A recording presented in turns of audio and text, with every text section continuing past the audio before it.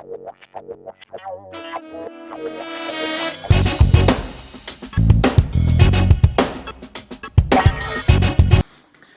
y'all, I'm Eclectic Blerd, and welcome to another Eclectic review. Today we're reviewing The Falcon and the Winter Soldier, Episode 4. The whole world is watching.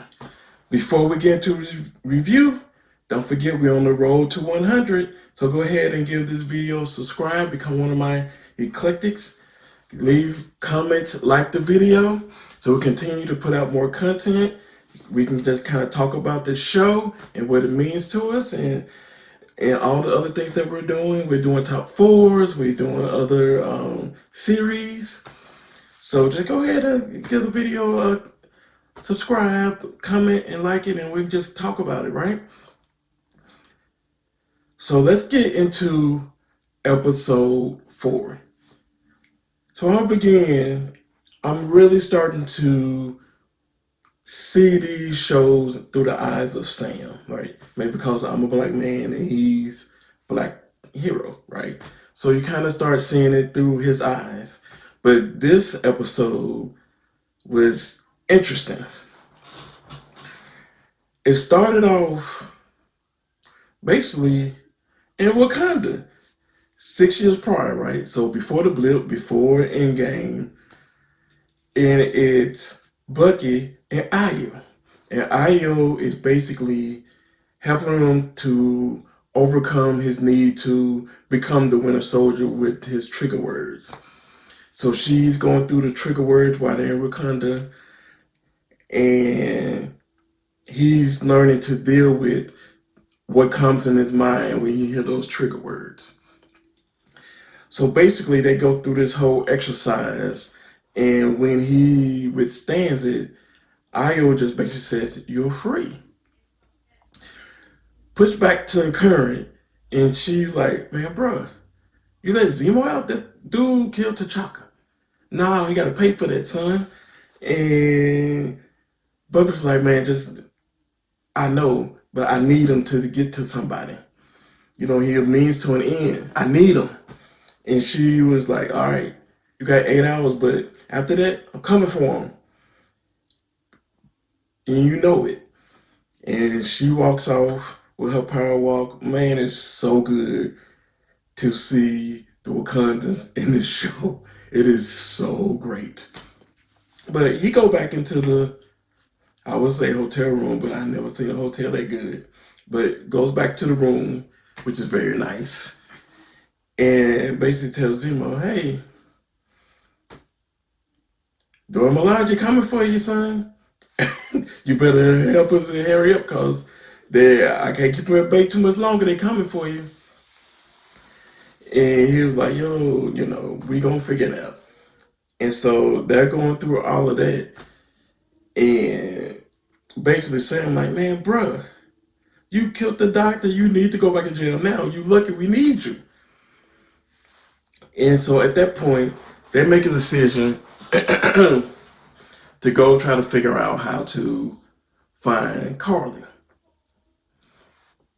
So they go to one of the global repatriation camp, I think that's what they call them, and basically it was like, "Hey, do you know where this funeral is gonna be? Do you know this Danya? Do you know where she's at? Do you know where the funeral's gonna be?" So they're asking around, and everybody like, "Nah, I ain't got time for that." And one of the people told Sam like, "I don't want to hear nothing. Nobody helps us." And he implied that Carly's the only person that helps them, so you out of luck. I'm not helping you do nothing. So Zemo basically brings candy and gets the kids to talk to him to figure out what's going on and where the funeral is at. So they get back to the room, and he was like, "Yeah, I know what's going on, but I'm not going to tell you because that's my leverage." And Bucky threw a glass and like, "Look, you want me to beat you down, your leverage going to go away, son. The Dora Milaje wants you anyway." And he's like, "With my leverage, you got to take me with you." So they leave to go to the funeral, which was that afternoon. They're walking down the street, and here come Crazy Cat. He come running up, like, what are you doing? Why'd you let him out jail? You better not have nothing to do with that. And he's like, stop worrying about it. We're going to find Carly. He's like, great, we're going there, guns are blazing. And so I'm like, man, bro, what? No. We're going to a funeral. This is the best opportunity for me to talk to her, to see what's going on and possibly talk her down. That's how we need to do this. You know my background. He's like, I know your background. It don't matter. And his homie, Lamar, was like, look, we need to give him a chance, just in case he can talk him down. And he was like, old John Walker, like, fine, 10 minutes. Yeah, I don't know why he's been so angry for like the end of the last episode to this, where he just seems angry all the time, like some PTSD or something is popping in his head. And again, I digress. Some soldiers really don't need mantles that they're not ready for. They put him to the top, and he wasn't even ready for it because he thinks he needs to be solving cases and taking care of stuff quickly because of who he was, who they told him he was. So they get to the funeral. John handcuffs Zemo to some water tank. Sam goes in, watch the end of the funeral while Carly's giving a speech talking about nobody care about us but us, and that we need to take care of ourselves, and that she was family to me and to all of us. Gave a little speech, and she actually saw Sam. Everybody leaves, she sits around, Sam comes down. They just start to have a conversation. He was like, it's me right now. And like, look, what are you doing? And she was like, nobody's helping. We have to do something to help people. And so I'm like, but you know what you're doing is not really, it's not the right way to go about it. And she was like, that's the only language they know, which is we just kind of suggested before. And he was like, look, killing people don't do nothing. If it doesn't change anything, it makes the world different. It doesn't impact real change.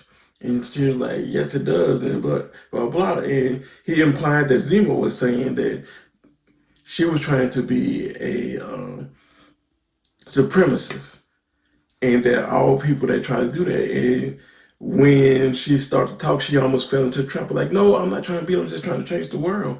And he was like, how you doing about it? It's not right. And he's like, do you think she would like you doing this or what? And right when it felt like Sam was on the verge of kind of getting her to really open up about what's going on, here come old fake Cap John busting through the door. Carly, you're under arrest. The normal cowboy stuff, right? So she basically hits the shield. Him and Sam go flying. She jumps and runs. Bucky's running after her. Next thing you know, Zemo's out the handcuff. Get around the corner. She's looking like she's finna escape. Here comes Zemo shooting. Cha, cha, cha, cha, cha. You know, he don't like super soldiers.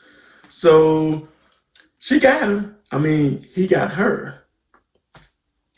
And she happened to fall over and lose the serums when she got shot. Next thing you know, he was smashing all the serums as they fell.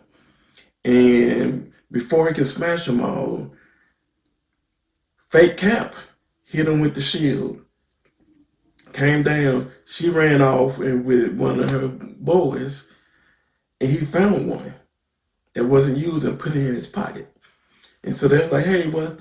Sam and Buck came in, hey, what happened? And so nobody's talking or whatever. So next thing you know, they're back in the hotel room. Here come old fake Cap again, busting through the door. Like, man, bro, this is it. We taking Zemo. This is over. And Sam like, man, bro, you ain't running nothing in here but your mouth. It don't matter if you got that shield or not. He's like, okay, well, I'll put the shield down and we'll figure it out that way. How about that, Sam? And next thing you know, the door Menage throw a ride and walk through. And John Walker like, man, who are you? Man, bro, we talking. And you ain't got no jurisdiction anyway, so you can't take Zemo. And they're like, look, wherever the Normalize are, that's where our jurisdiction is at. So, they talk in a mad noise like they always do. I love Normalize. They're all great. And honestly, I believe they can be a multitude of characters and heroes in the comic book world because they've been so trained over so many years in Wakanda. But I digress. So they go in, and Sam was like, look, I'm telling you, you'd rather fight Bucky than these Dora. Don't mess with him. And so John like, hey, and he tapped on the shoulder, of course. She basically give him a 2-second beat down and plop him against the rod and he hits the ground.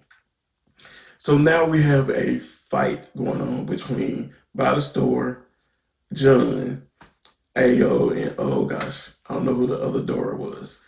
So they're fighting in there. And the Normalize, of course, is doing what they do, putting them on their behind. And Sam and Bucky watching, Zemo watching. Zemo's actually drinking like, well, what I'm going to do.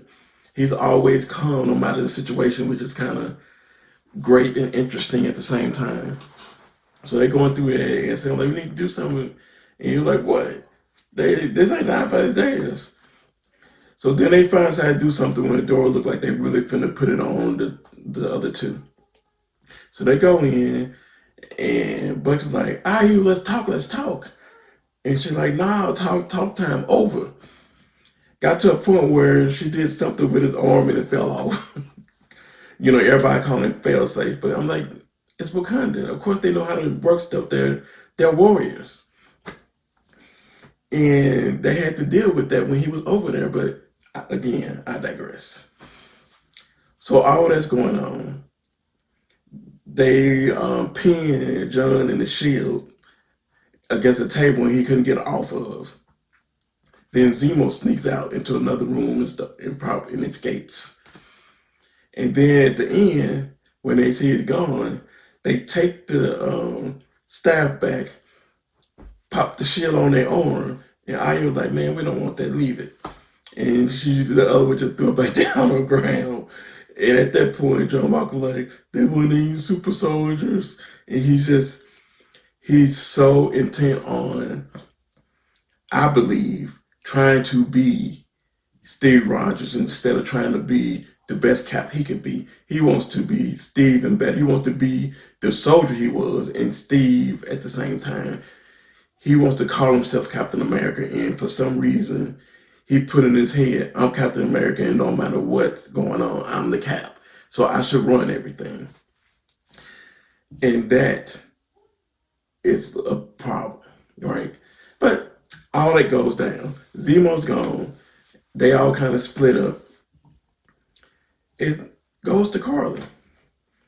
Of course, the stuff gone, so now they're going to have to deal with the power broker because they did that, right? And so now that's gone. I'm like, oh gosh. So now all of a sudden, they have to figure something out. And so they're like, okay, we'll deal with power broker when we deal with power broker. Right now, we got to deal with get people's attention. And the only way to do that is we kill that old fake Cap. And to do that, she decides to call Sam's sister, Sarah. And she's like, hey, I'm Carly, you know him? And she's like, yeah, I know. I seen you on the news. And she's like, look, is your brother trustworthy or do I need to kill him? And is he with that fake Cap? And he's like, man, America don't care about us, so we don't care about them. And that's just straight up.